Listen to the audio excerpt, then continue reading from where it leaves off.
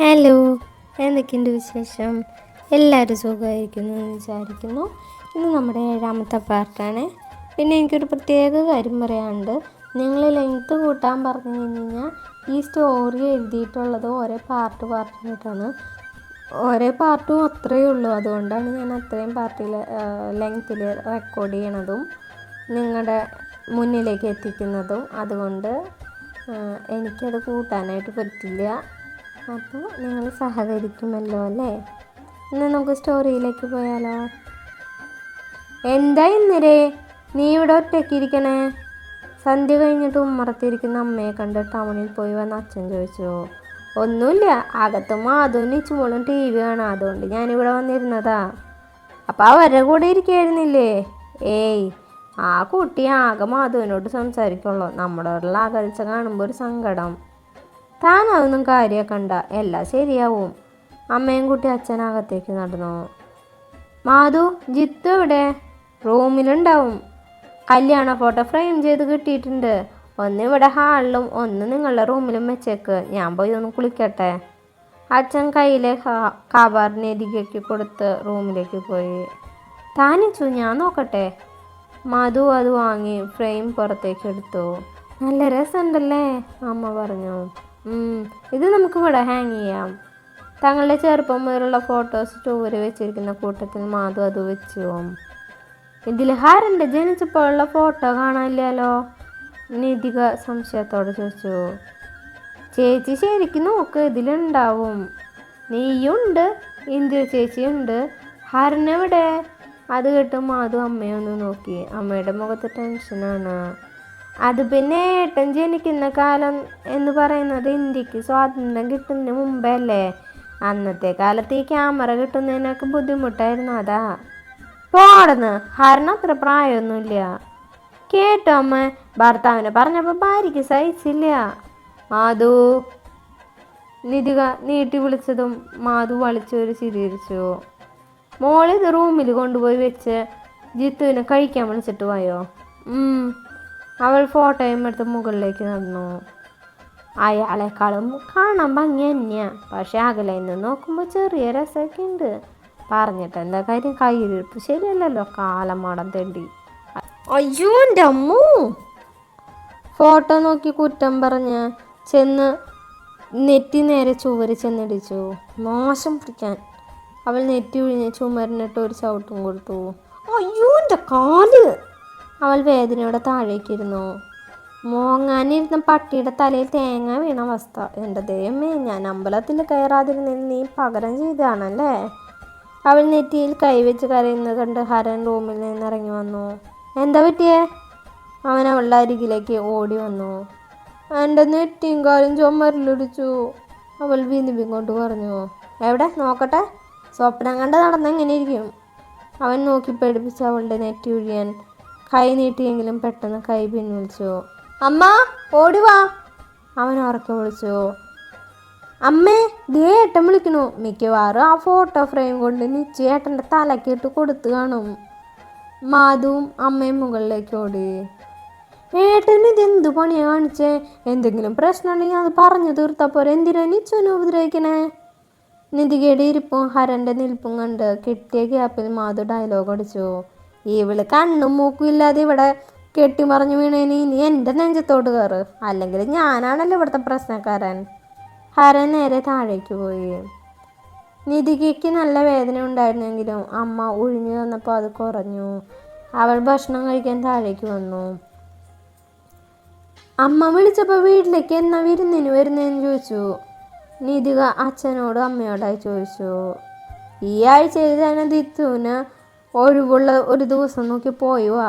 ഈ കാര്യം ഞാൻ അങ്ങോട്ട് പറയാതിരിക്കുകയായിരുന്നു, അമ്മ പറഞ്ഞു. അല്ല, എൻ്റെ പുന്നാര മകന് ചേച്ചിയുടെ വാലി തൂങ്ങി നടക്കാനാണ് പ്ലാൻ. ക്ലാസ്സിൽ പോകുന്നില്ലേ? അച്ഛൻ ചോദിച്ചു. ഇനി എന്തായാലും അടുത്ത മാസം പോവാം, കല്യാണത്തിന് ക്ഷീണമൊക്കെ ഒന്ന് മാറട്ടെ. കല്യാണം കഴിച്ച അവൻ ഒരു ക്ഷീണവും ഇല്ലാതെ ജോലിക്ക് പോകാൻ തുടങ്ങി. അപ്പം നിനക്കെന്താ ഇനി ഒരു പ്രത്യേകത? 10-20 ദിവസമായില്ലേ കോളേജിൻ്റെ പടി ചവിട്ടിയിട്ട്. കയ്യിലിരിപ്പിൻ്റെ ഗുണം. മതി ഉപദേശം നിർത്തിയേ. ഞാൻ നാളെ മുതൽ പൊക്കോളാം, അല്ലെങ്കിൽ എന്നെ കാണാതെ എൻ്റെ ഫാൻ ഗേൾസ് സങ്കടത്തിലായിരിക്കും. അവൻ പറയുന്ന കേട്ട് ഒരു പൊട്ടിച്ചിരി ഉയർന്നെങ്കിലും ഹരൻ്റെ ഒരു നോട്ടം എല്ലാവരും നിശബ്ദയാക്കി. കിടക്കാനായി നിധിക റൂമിലേക്ക് വരുമ്പോൾ ഹരൻ അവിടെ ഉണ്ടായിരുന്നില്ല. അവൾ ബെഡ് ശരിക്ക് വിരിച്ച് കിടന്നു. അപ്പോഴാണ് താൻ കിടക്കുന്ന ഓപ്പോസിറ്റുള്ള ടേബിളിലായിരിക്കുന്ന തങ്ങളുടെ വിവാഹ ഫോട്ടോ കണ്ടത്. നീ ഒരാൾ കാരണമാണ് എൻ്റെ തലയും കാലും വേദനിച്ച്. അധികം കുറച്ച നിന്നെ ഞാൻ എറിഞ്ഞു പൊട്ടിക്കും. നാശം പിടിച്ച ഫോട്ടോ കയ്യിലേക്ക് കിട്ടിയില്ല. അപ്പോഴേക്കും മനുഷ്യന് പണി കിട്ടി. ബെഡിൽ കിടക്കുന്ന നിധികയെ കണ്ടാണ് ഹര റൂമിലേക്ക് വന്നത്. അവളുടെ സംസാരം കേട്ട് ഫോണിലായിരിക്കും എന്നാണ് അവൻ കരുതിയത്. പക്ഷെ പിന്നെ നോക്കിയപ്പോഴാണ് ഫോട്ടോയിൽ നോക്കിയാണ് സംസാരിക്കുന്നതെന്ന് മനസ്സിലായത്. ഇതിന് ശരിക്കും വട്ട. അവൻ പിറുപുറത്തുകൊണ്ട് ഫോണും എടുത്ത് ബാൽക്കണിയിലേക്ക് നടന്നു. നിധിക ഉറങ്ങുന്നവരെ ഹരൻ ഫോണും നോക്കി ബാൽക്കണിയിൽ തന്നെ നിന്നു. കുറേ കഴിഞ്ഞ് അവൻ അകത്തേക്ക് വരുമ്പോഴേക്കും നിധിക ഉറങ്ങിയിരുന്നു. അവൻ ഫോൺ ടേബിളിൻ്റെ മുകളിൽ വെച്ച് ബെഡിനരികിലേക്ക് വന്നു. ഇവളിങ്ങനെ കിടന്ന് ഞാനിവിടെ കിടക്കുക, നീങ്ങിക്കിടക്ക ശവമേ. അവൻ അവളെ തള്ളി നീക്കി. എന്നാൽ നിധിക അധികം ഒന്നും അറിഞ്ഞില്ല. ഇവളിതെന്ത് ഉറക്ക, അങ്ങനെ ചവിട്ടിയാലും അറിയില്ലല്ലോ. അവൻ പീറുപുറത്തുകൊണ്ട് മറു സൈഡിലായി കിടന്നു. ഈ ചായ എന്താ എന്നെ കൊണ്ടുപോകാൻ വരാത്ത തുടങ്ങി അവളെ പിച്ചും വെയും പറച്ചിൽ. ഉറക്കത്തിലും മനുഷ്യനൊരു സമാധാനം തരില്ല യക്ഷി. അവൻ ചെവി പൊത്തി കണ്ണടച്ചിരുന്നു. രാവിലെ ഫോൺ കോൾ കേട്ടാണ് നിധിക കണ്ണു തുറന്നത്. അമ്മയാണ് വിളിക്കുന്നത്. സ്ഥിരം പറയുന്ന ഉപദേശങ്ങൾ ഒരു ചെവിയിലൂടെ കേട്ടു മറു ചെവിയിലൂടെ കളഞ്ഞു. എഴുന്നേറ്റ് ചെന്ന് ഫ്രഷായി താഴേക്ക് വന്നു. ഹരൻ രാവിലെ തന്നെ നടത്താൻ കഴിഞ്ഞ് ഗേറ്റ് കടന്ന് അകത്തേക്ക് വരുമ്പോൾ ഹാളിലായി നിധിക നിൽക്കുന്നുണ്ട്. അവളുടെ നോട്ടം താൻ എടുക്കാൻ നിൽക്കുന്ന ന്യൂസ് പേപ്പറിലാണെന്ന് മനസ്സിലായ ഹരൻ സ്റ്റെപ്പിനരികിലേക്ക് ഓടി. പക്ഷെ ജസ്റ്റ് മിസ്. പേപ്പർ നിധിക കൈക്കലാക്കി.